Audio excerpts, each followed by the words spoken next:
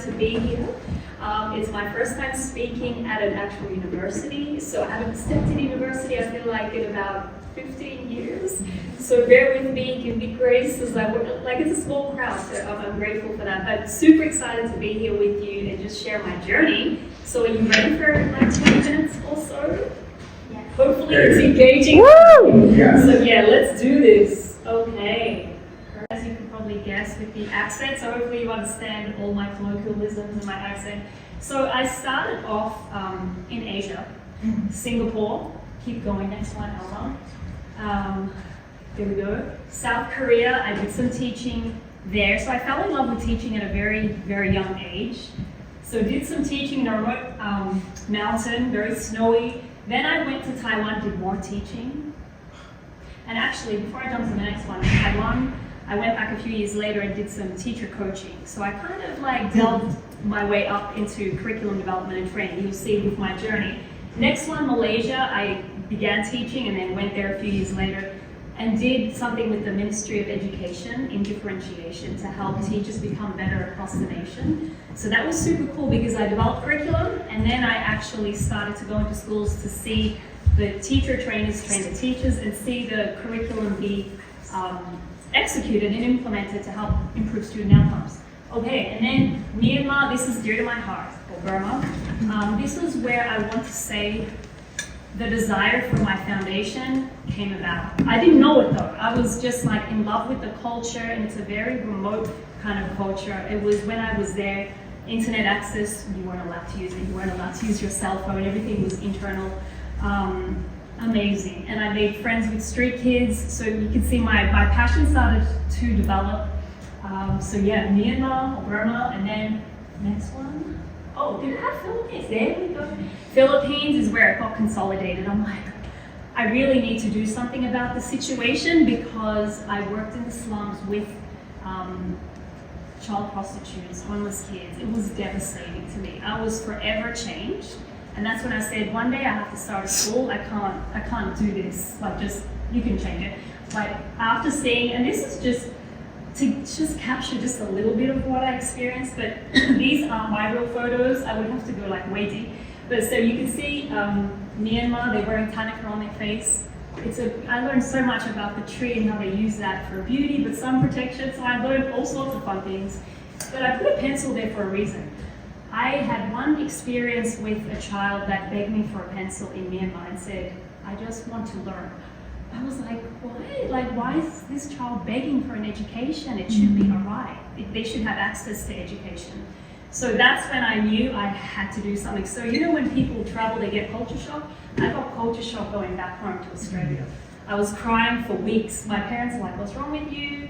I'm like, I'm forever changed. How can I live in luxury and privilege, drive a nice car, be in a nice house, and there's kids out there begging for an education? So that's where I started doing things. I failed 3 times.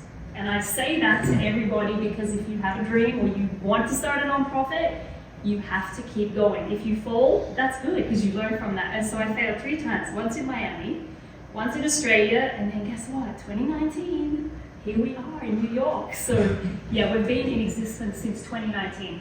So I finally gave birth to the 3 pillars. The first one is the creative arts programs. And we just recently introduced an internship program for high school students that get paid. So it's like awesome because they get involved in the philanthropic world, and I'll share more in a sec. The second pillar is the Philippines initiatives, providing children and youth with access to education.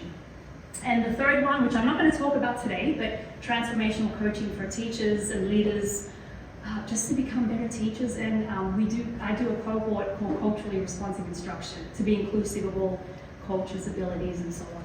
So yes. So let's start with New York City. And I'm deliberately starting with New York City because Philippines, I'll save the best to last because it's very dear to my heart. So let's start with the journey of New York City. So let me just give you some background. I did not know all of this growing up. I experienced some trauma. And I got through a lot. I did a lot of therapy and I just didn't realize that I had gone through so much trauma that I didn't know even at that time that playing the piano, writing, anyone write, journal?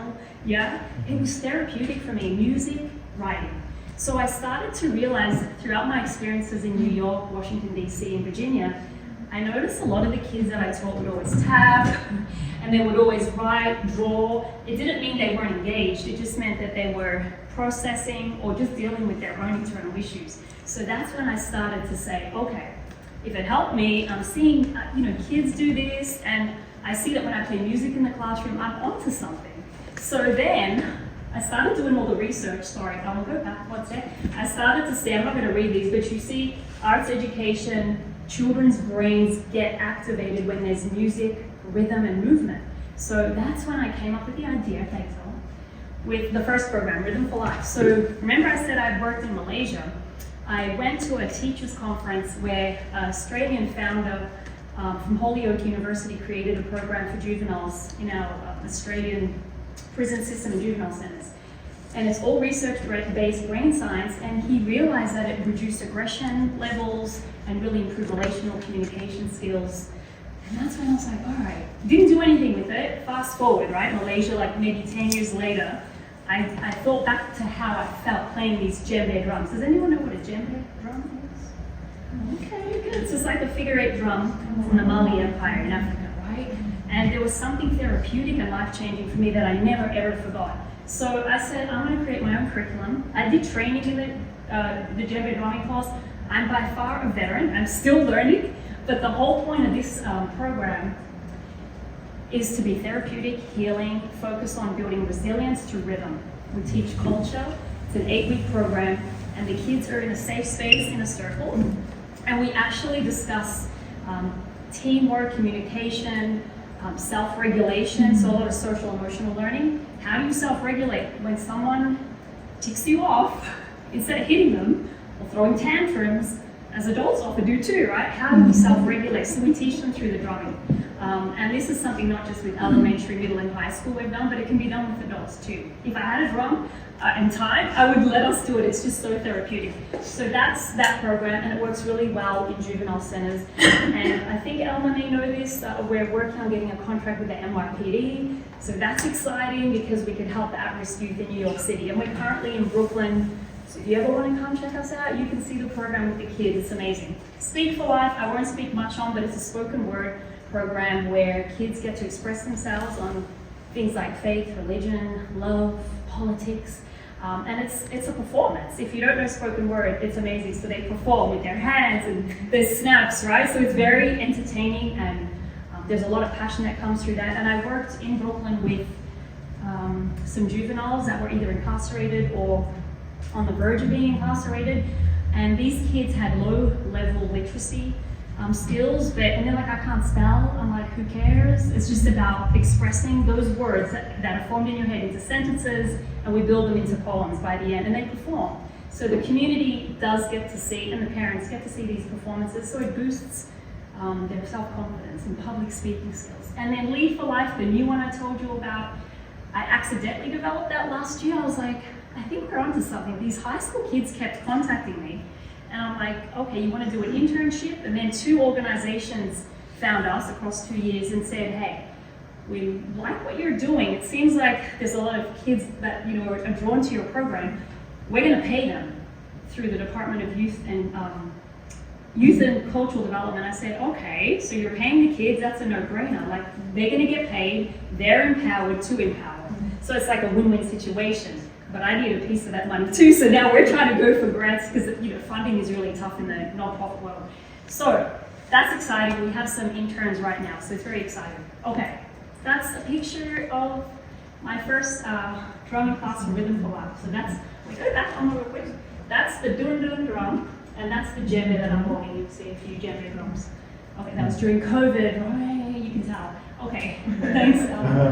Okay, so let's just watch a real quick snapshot of these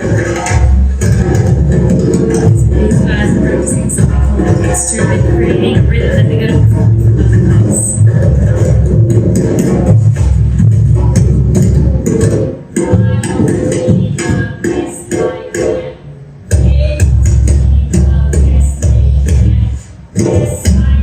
You're not going to rumble. You're only going to rumble after I ask a question. If you agree with my question, then you rumble. So I'm going to ask you a question. Only you have to say something. Right in the center of the drum. Move your hand, the base of your violin box, and the beat. So move it down here just a little bit. Excellent. Now switch your hand. That was a very shy girl. Good. Oh, you're perfect. What we're going to get out of these. So you see that, like that little girl, that was such a precious moment because she never wanted to play. She was super shy and she actually performed, and that was a big deal. So yeah, it really boosts her confidence. So we'll go to the next one. Oh, and I want to say, like, I had an incident with a child who would always hit me, throw things, and I'm not going to share a video today. After 3 months of doing the program, we teach them how to express themselves. Like, how many of you know that sometimes we don't express ourselves healthy, right? Like, we get angry or whatever. And so these kids, this one boy, Aiden, he was like, Aiden, express how you feel, like, to the girls that annoyed him in the class. And he literally said, right now I'm feeling frustrated and I feel disrespected. Like, I was like, good, Aiden, you just express yourself. And then they were like listening to each other. We had this one mic thing. So to see that interaction on video is like, oh my gosh, it's so worth it to see that they're actually self-regulating. That's the high school program. I won't go into details, but this is something that, you know, they have to be accountable. Like, they have to say why they want to do this. They're going to learn a lot. They have to commit 12 to 20 hours, which is tough for some high school students. So it teaches them a lot, leadership and discipline and so on. And there's just some of our leaders. So they're the two that I told you have Hanak and Labs for Leaders that work with us through the Department of Youth and Community Development to give those kids the paid internship. And Good Shepherd is who we work with in Brooklyn for our Rhythm for Life program. Are we ready for the Philippines? Yeah. It's very close to my heart. Okay. How am I doing for time? Am I good? Like, I'm trying to be paced. Okay. You know, even though I was a teacher for 20 years all up, I still struggle with time, don't I? I'm getting it. So let me just share some highlights. How Philippines developed. My very good friend Nora. She's going to be on the next one. So we did some, like, during COVID, that's her. Yeah, we did some cultural webinars. I'm very passionate about teaching kids about, like, cultural inclusiveness and just cultural etiquette and, you know, appreciating other cultures. And so, yeah, so we worked together, my very good friend Nora. So remember I said I was living in Myanmar. She was a peer of mine. She said, oh, you've always wanted to go to the Philippines, come live with me, and I did. And that's how we became friends, and I got to just live like a real Filipino.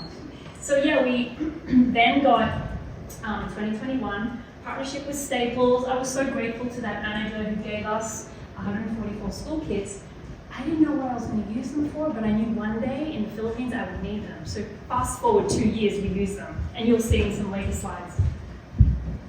Okay, so this is really, like, staggering for me. So 7.9 million, 1 in every 5 school-age children and young Filipino adults aged 5 to 24 did not attend school in the year 2022 to 2023. That's a lot of kids. So as I was working with the school in the Philippines, I was like, how do we get these kids to school? What's the problem? And Nora and some other friends were telling me it's because they don't have access to school, they don't have money. Some of them get married at a very, very young age. And they have to stay home and work. Or the boys especially have to help with farming or agriculture if they're living in the rural parts. This child, Junrei, just texted me today actually. We're still good friends. He's beautiful. Like, this boy, let me tell you, he was my student lead, and he's what inspired me to start the big program, the Bicycle Education Empowerment Program. You can see how happy he is. But let me tell you how poor he is. His family were living in a little shack. And I was just like, what can I do to help this boy? If I could just give him, he said, oh, a bicycle would help me get to school. So I said, okay, one bicycle, it was about $100. So go to the next one, Emma. Yeah, he's really dear to my heart. What happened in technology? Don't we love it? Oh, here we go, yeah. So this is where Junrei lives. You see that? Hopefully you see it, right? Do I need to turn the lights off, or is it? You need to turn it on. Yeah. Is it this one, right? I would hope so. Wait, to the left. Oh, sorry. The top. Wait, do that. Oh, there we go. So you know, he took this footage for me. So that's in Caparas compound in San Miguel, Pasig City. Keep going on. Despite his hardship, hope, faith, perseverance, and love remain. He always told me that. He's very faithful. So sometimes he told me that he would get up at 5 a.m. to help his family to pack rice and vegetables. Sometimes they didn't have enough food to even have that. To work all day at the farm and not go to school. He still works on the streets selling fruits and vegetables to help his family.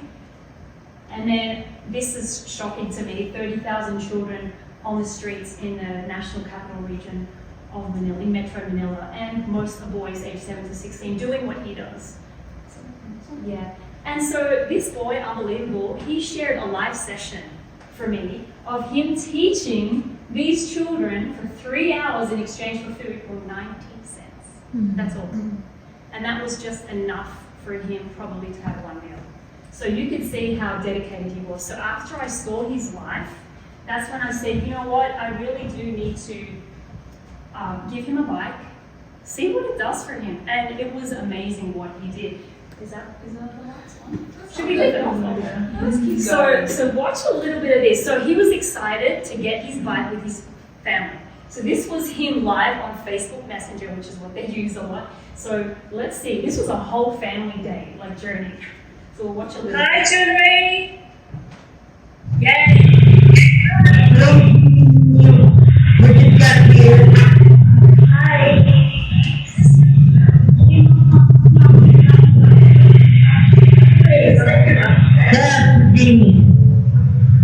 Are you excited? Yeah, I'm very excited. Yay! My father, Jamie. Let me My meet father. you. Hello! How are you, sir? Oh, Junrei, is this Is that your brothers? So then you'll see, this was over an hour. I'm only giving you a few minutes. Like, we had internet connection issues, it was pouring rain. He got to the shop at Hi, Junrei! the next one's on. He got to the shop at 8 a.m. and it didn't open until 9. That just shows how enthusiastic this young boy was. If you look at this, right, so we lost connection, but this is us texting, right? So he's like, yes, I need a high data or signal, right? But I'll record the experience, right? So he's like, you share it, I can record it to my father's phone. Yeah, like you see that, he's so excited. I think you went, thank you so much, Miss Jane, you always take care. Okay, so this is all happening and I don't get to see it live, but he recorded it for me. They took this video, but I'm only going to show you one of Junrei, so that far right one only, yeah. I'm very happy, Miss Jane. Thank you so much for someone who donated his bike, and I will use this as my mode of transportation going to school, and also for selling fruits, vegetables, everywhere. Thank you so much, Miss Jane, and to the YC and Measure organization. Thank you so much. Oh, so cute, right? Like, he's so precious with his little brother. And so when I texted him today, he just told me that he's still using his bike and it still helps him take fruit and vegetables to the market and he can go to school. So guess what happened after that success? What do you think? One bike was so successful, I'm like, I need to do more of this. So in the midst of this email came from this mysterious person. I get a lot of scammers, as you can probably tell, right? Like everybody does, especially when they see free money. So this person, Christy, stood out to me. She wrote through our website. I was like, this feels different. She doesn't feel like a scammer. So let me just take her through a little test and see who she is. Let Nora, my other friend, test her out, see where she lives, what school she's at. So we kind of vetted her. And then guess what? I said, all right, let's sample 10 bikes. Can you research a bike shop? Tell me how much it is. Can you vet some students? So this was our very first, like, from scratch list of beneficiaries. So here's some of the students. And we did some background, like, you know, what are their parents' jobs? So you see most of them fishermen. And let me tell you, most of the parents earn $50 US or less, sometimes nothing. So to vet these kids, like they actually do house visitations just to make sure like these kids are really in need. So there are prerequisites for these children to get, you know, a bicycle. And then thankfully we partnered with San Miguel National High School and the Department of Education. So this is all official. So we did some social media update. So just to give you an example, like we identify the qualifying students, we go through these 4 phases, we purchase the bikes. This is exciting. We give them a 2-day training with the curriculum I developed to teach them the safety of bikes, the purpose of them, and then we have a ceremony day where they actually get a certificate and the bikes. And then, sorry, I'll go back 1 sec. And this is how we evaluate the success. So we check their grades. Was there an improvement in attendance? That's the biggest thing. We want them to have access to education, and every single child improved not only in grades, but they attended school a lot more than they used to. So, okay, while that's happening, I start hearing from Christy, that's the school on San Miguel Island, that there was a Typhoon Rolly a few years ago. I'm not sure if you heard of that. Super, like, it just destroyed so much. And their school, this is some of the classrooms, and this is how they learn. So the rain would come down, kids' feet were flooded with water, some kids didn't have a seat. I'm just like, wait, okay, so now we need to start fixing the school. So I'm like, oh, I can't let them, how are they going to come to school if there is no school? Okay, so keep going, Rolla. So one of my volunteer teams, my volunteer team, architects, we have some university students that do architectural design. She found this organization, Architects Without Frontiers, who happen to be from Australia. So they do pro bono work for us. And amazing news, a few years ago, they partnered with us. They put out some deliverables for us. We scoped the land to build a skills center. So we're actually in the midst of building this. We haven't built it yet, but we're in the midst of trying to get funding. It's about $40,000, the budget. So it's a lot. But we have an official partnership with the Department of Ed. The architects working pro bono for us put this amazing design together based on aerial vision and Google Maps and all these other programs. That's pretty fantastic. So that's the current school, and our proposed skills center is the far right in green. So that's where we're at with that. Okay, but guess what happened? I'm like, okay. Christy starts alerting me to, do you know that I somehow didn't know this, but she said the water supply, we don't have any. So I said, so how are the kids in the humid tropical Philippines, how do they survive in that heat with no water? She's like, some of them are sick all the time and don't come to school, or they leave early because they're so dehydrated. So you know what I thought? I was like, okay. So 53% of households lack access to clean water. They're drinking very dirty water. And I later found out that there's a lot of health issues and sicknesses on the island because of this lack of water. So guess what I said? We need to put the building on hold and the BEAT program on hold. We need to get them a water tank. So I have no idea how to build a water tank. I just had a vision. So we put together some kind of illustration to show the tank that we want. This is their restroom, what they call comfort room. Do you see the condition of that? They don't use it. There's no water, nothing to clean the toilet, so they don't use it. So go to the next one. Go back. Yeah, so the kids would go, there's like, next slide. The kids would go in the jungle and just do their business because they were too embarrassed to do anything else. Or they wouldn't come to school, especially the girls at that time of the month. So, big problem, dehydration and sickness. That's a human right, a basic need. How am I going to help them with the bike if they don't have water? So, finally, a year later, I meet this beautiful woman, Christy, I knew for a year, who piloted our first BEAT program and is working with me for the school build and this water tank. So I said, I need to go to the Philippines, 10 days. Last year in August, I go there. So imagine me, I'm like all the way from Australia to Manila, to Dadaga, and Dadaga is another city. Then I catch another plane, and then I have to catch a boat all the way to get to this island. And that's what I was welcomed to. So I cried my head off. I was like, what is this? Like, I was a wreck. Like, why is my picture so blurred up? But it was such a welcome for me because I knew how much this meant to them. The water tank was the highlight for them. The bikes were good, the school build is exciting, but the water tank, I found out they had not had water in 50 years that the school has been around. So this island is very small, but the community of 1,000 kids and their family would benefit from this water. So for me, to invest around 4,000 in this water tank would be life-changing. So there's some teacher training we did. They welcomed me with this amazing ceremony. We also, and I'm going to get to the fun stuff in a second, but one of my goals was to build a local partnership with Tawala. So their women, similar to the families we deal with, the women here in this community make these beautiful products. And we designed these, they're local material, and I just got a shipment of like 200, and I can't wait to sell them at our fundraiser. So these, we're going to donate a portion back of the sales to that community to help the local women in that region that we work with, and the rest help us with revenue. Okay, so the BEAD program. I just have to share a story. This is not the slide I wanted to put it on, but I didn't have time to change it. You see the rainbow? That means so much to me because on my very, very last day, and I'll explain the story, I had so much trouble making the water tank work, and I had 1 day left. I did not think it was going to happen, and I'm like in the Philippines, 1 day left. I was very sick. I had a fever. There was a typhoon. You can't cross the ocean. No one goes to school that day. Chris is like, oh, we're going. This is your last day. We need to get the water tank to work because there were so many complications. So that's a very special picture.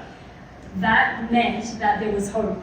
And I'll leave it to the end to see what happened. Okay, so the BEAD program, we transported bikes from the shop that we developed a partnership with. Let's see, where did we start? So we started from the mainland. We got to the port of San Miguel Island. That's me with the bikes. You see this volcano, it's a beautiful volcano. That's active, by the way. I was like, wow. So Chloe was my former psychology student in Australia. She traveled from Australia to help. And we took, let's see, 10, how many bikes did we? Oh, you know what, we did 20 bikes. So we had, gosh, I think there were 3 trips we had to make on the Habal, which is their local transportation on the island. There's no cars on this island, none at all. So this whole process took 3 hours to load onto the boats, to actually load to the port, load on the boat. It was such a long journey. Okay, so, yes. I said, when I go there, you know how I said, I mentioned earlier that we vet the students and we actually take them, we go and do house visitations. I said, I want to do this house visitation, see what it's like, see what the journey's like for these students that live far. This is literally an hour we had to walk through like rice fields and jungles to visit 2 families. This special student has polio. His foot was deformed. I was concerned he wouldn't know how to ride a bike or couldn't, but I said, you know what, if he's willing and able, let's help him. And he successfully rode the bike. So he knows how to ride a bike, so I was super excited. So these families, they lost their house, they built this, that. If the typhoon happens again, that's gone. So you can see how they live very simply. So okay, go to the next one. Do you want to see part of the journey? This 1 hour journey in the heat. Okay, let's see. This is a very short clip. Hi. Okay, we have been walking for guess how many minutes, everybody? How many minutes? No, wait, don't cheat. How many minutes do you feel like we've been walking? An hour.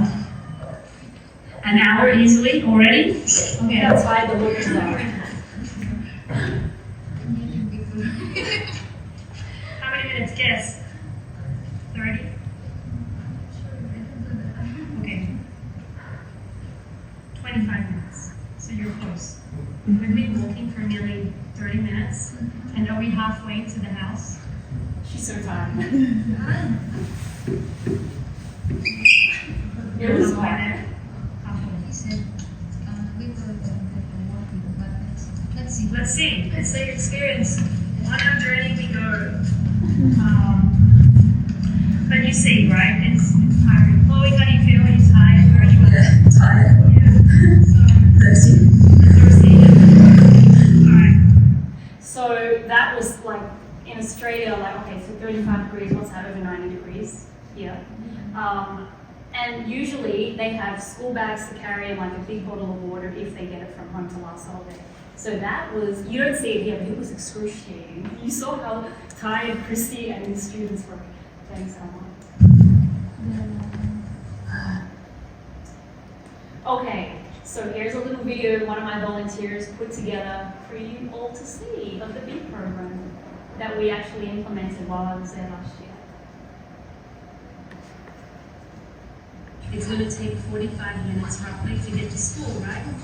When you get a bike, if you get a bike, what will you do with this bike? So,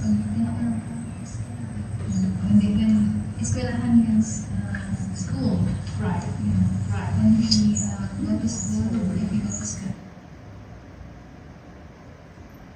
It's going to take 45 minutes roughly to get to school, right? Yeah. So this is them training, getting their certificate. We studied under a mango tree. That was the only class we could have. We were teaching them bike safety. And you know, the rules of like a city, an urban city, were not the same on this island. They laughed when I had stop signs and like, no, we don't have that on the island. So we had to adjust the curriculum. And all the parents were there celebrating.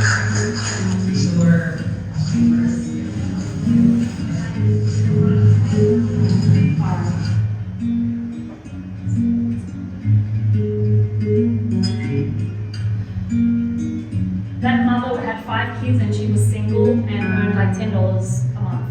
So it was tough. And that's it. Okay.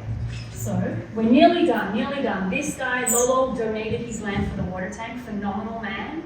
Phenomenal. He's, I want to say on the verge of dying, but his last wish was to donate his land. And I'm super touched and forever grateful for him. He still wants to, you know, just like see the community be touched. So I'm just like forever grateful. So look what they did as a surprise. I did not expect that. That's the water tank that 4 meters deep. You see they put NBM and I was like, oh, I cried that moment. It was unbelievable. All right, next one. Engineer, Department of Engineering, we went to visit him to see how we're going to do the scientific water testing to make sure it was drinkable. He was so impressed by what we did. I never knew this. He actually was from San Miguel Island. He's like, that's my island, and the school that you are actually building this water tank on was my old school. So guess what? He surprised us. I'm getting goosebumps. He surprised us on the last day where we actually celebrated the construction. So that's him there. That was special because he said, I want to be here and do the testing immediately so these kids in the community can drink water straight away. And shall I play this? No. Actually, just the water. I want to show how rough the water was that last day. See the top one? I won't play the bottom one. We arrived safely on the island. It's a little choppy, but it's not so bad. Off the work we done, hopefully some good progress. I'm a little nervous to go to the construction site. Tank ride. I'm hoping for a favor, but yeah, we made it across the oceans. We arrived safely on the island. It's a little choppy. The principal didn't go to school that day. She said, I'm not risking my life. So the doctor, remember I said I was sick on the last day, but I'm going and there was a rainbow. This was me at the doctor's. I don't look sick, but I was really sick. He's like, you know what, you're changing our island. So we haven't done this yet, but we want to get data from him to see if there's less disease, less health issues because of this water tank. So my favorite last slide, Emma. Let's see. This was the final moment. Are you ready? This means so much to me. Wait, let me just say this. 2 days of testing, 9 attempts. This is my last day. The pipes were going up the mountain to the school. We didn't know if the water pump had enough power to go up, and we had to change pathways. It took days for the construction workers to build the pathways. It only cost them $20 per construction worker. We paid them $20. That's nothing, right?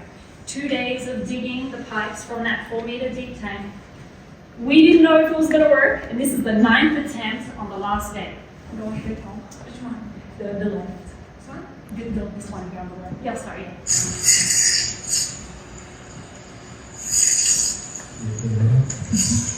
I'm tired of this break. Yeah.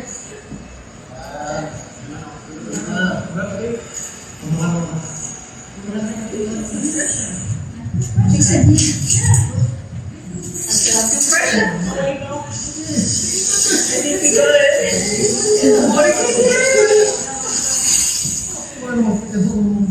That was such a precious moment. I cried. We all cried because it took so many days. It's a very special moment too. We had to go up the top of the mountain. Can you play it, Alma? Because it's almost at the end. Do we have time just for that last one? We have to make sure the water connected to the top of the school, so that's the last we can get. The water's coming out. Oh. I'm so excited. We might get wet. Wait, go Water, dig. water getting wet. Go. Let me enter. I don't usually dress like this in the jungle, but I thought we were doing a presentation ceremony, but we didn't. But that's the, oh, you didn't play the end bit. Oh, I'm so sorry. That's okay. Don't worry. And that's what was at the end of the video. This, we were playing with water, that was it. And the Department of Ed recognized what we did for their community. I think that's at the end. Alma, yay. Thank you.